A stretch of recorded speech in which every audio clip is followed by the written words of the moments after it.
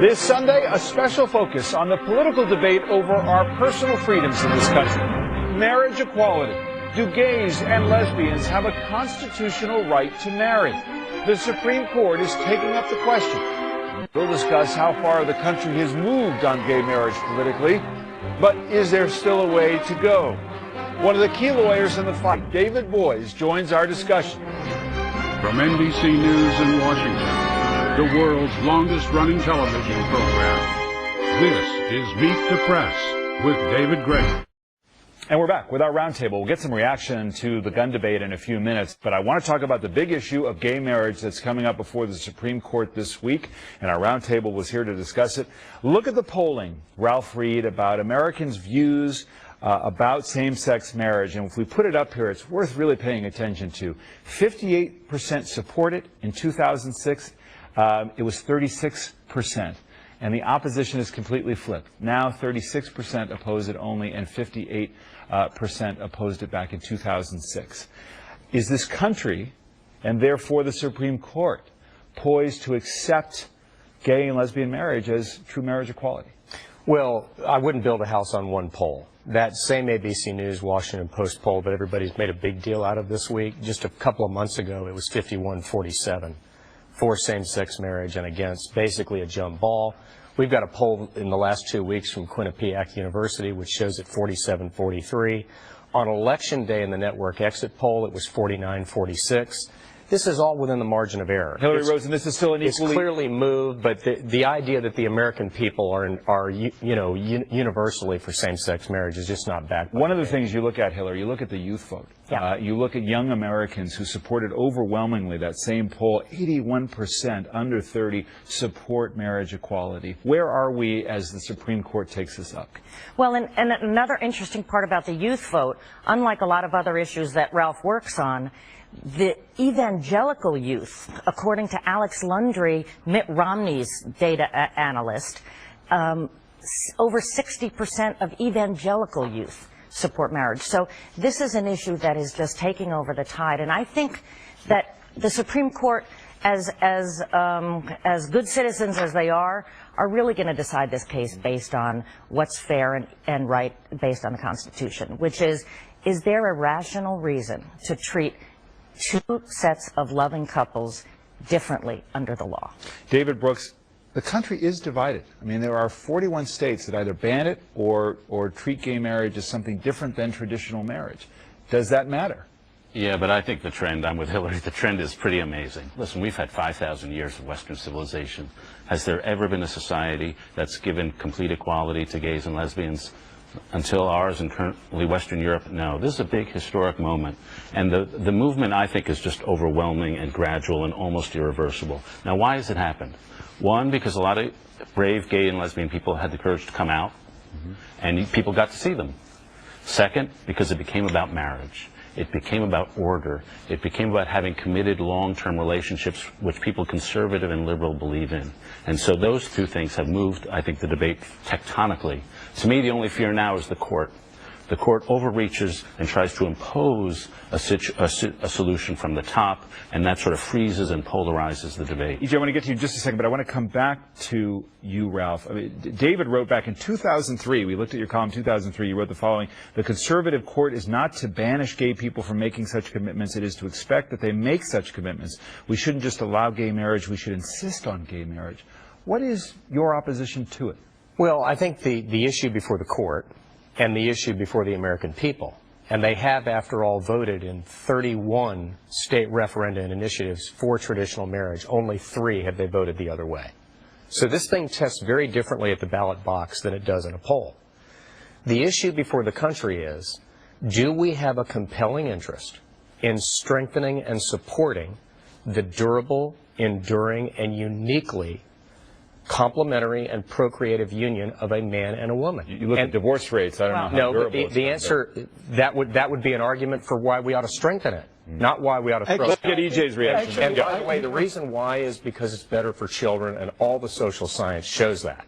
Although the American Academy of Pediatrics disagrees. And the They think American it's good. College of pediatricians came out the other way. EJ, let me get in here. I think the conservative argument is actually better for gay marriage than against it. I have a friend who's worked for a fairly conservative Christian institution for a long time who said, our problem isn't that gays and lesbians want to get married, it's that they're the only people who want to get married. Now, he was exaggerating to make a point. His point was that family breakdown among heterosexuals is a big deal, and that if instead of arguing about gay marriage, where we're talking about people who want to make a commitment to each other, we actually got together and said, how can we figure out ways of strengthening the family? How can we figure out what economic forces are ripping the family apart? We could have a much more constructive conversation in the country. And the second point I'd make is, you know, sometimes the Supreme Court issues rulings that are inherently divisive. The country isn't ready yet. I thought that was what this case was going to be 2, 3, 4 years ago. I now think that if the court actually rules in favor of gay marriage, it is simply going with where public opinion is going. 50% of Republicans under 50 in that post-ABC poll supported gay marriage. Here's another interesting point, though, on the public sentiment, which is the states that have legalized marriage, the public support for marriage is growing more rapidly than in other states. That means that what they have found is that married gay couples are just like other neighbors, with caring about their families and their communities and their churches and their schools and the like. But Ralph raises a point we cannot ignore, which is the rationale that the opposition is putting before the Supreme Court. The only difference between a gay couple and a married straight couple that gets benefits from the federal government is that one has accidental procreation. I think that would be a surprise to a lot of infertile heterosexual couples. All right, Well, that's not really a fair characterization. Of course it is. That's what the brief says. And that's the point you just made, which is the point of marriage is procreation. That's not the point of marriage. The point of marriage is love and commitment. What I said was the verdict of social science is overwhelming and irrefutable, and that is without regard to straight or gay. In other words, it applies to one-parent households, it applies to foster homes, it applies to the whole panoply. They've looked at them all. That the enduring, loving, intact, biological mother and father is best for children, and it's not even a close call.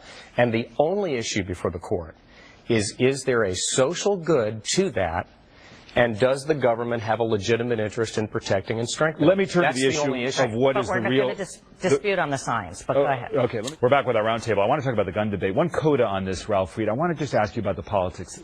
We saw Hillary Clinton preparing herself potentially for a run, coming out publicly in support of gay marriage this week. Does this change on the right? When and whether does the political calculus change for Republicans on gay marriage? I don't think it's going to change. If you look at the exit polls that I alluded to earlier, 3/4 of Obama voters said that they were for same-sex marriage. 3/4 of Romney voters said they were not. So there are people in the Democratic Party who, support traditional marriage. I thought it was really interesting, by the way, this week. I think it was Politico went to a lot of the red state Democratic senators who were on the ballot in 2014. People like Mark Pryor in Arkansas and others, Mary Landrieu in Louisiana. They haven't changed their position. And I still think the Republican Party is going to remain a pro-family, pro-marriage, pro-life party. I don't think that's going to change. And if it does, by the way, I think the big tent will become a pup tent. If you look at the data, 44% of all the votes Mitt Romney got last November were from self-identified evangelicals. But ironically, Alex Landry, again, Romney's data analyst, suggests that the Republicans and independents who voted for the president, who, by the way, won, actually overwhelmingly support marriage equality. And so this is a growing issue for Republicans and independents.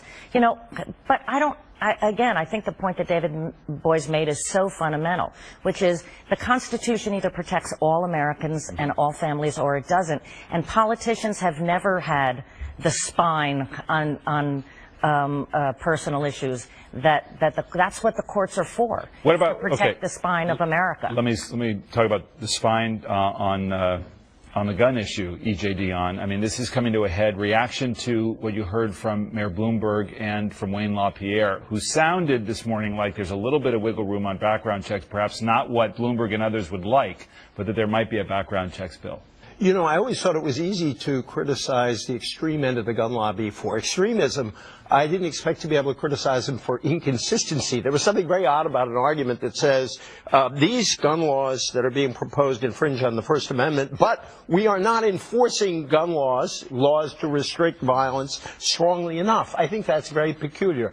I think the momentum is still with the advocates of saner gun laws. I think that the assault weapons ban is still hard to pass, which I think is very unfortunate, but it's nonetheless true. There is strong support for background checks, and the issue there, I don't think we're going to get a bill on universal background checks. The real issue is, will it be compromised so much that too much will be given away? And I think there's a good chance of getting a law banning the big magazines. And I think if you had that plus a law against gun trafficking, this would be a very significant victory for people who have been trying to get saner gun laws for a very long time. Let me untangle the Pierre contradiction, which I think he's right on one of the issues. Over the last 20 years, gun laws have become looser. Over the last 20 years, gun violence has dropped by 50%. Tens of thousands of people are alive today, not because it had any effect in gun laws, but because of better policing. Better policing, incarceration, some of these other things have huge effects on public safety.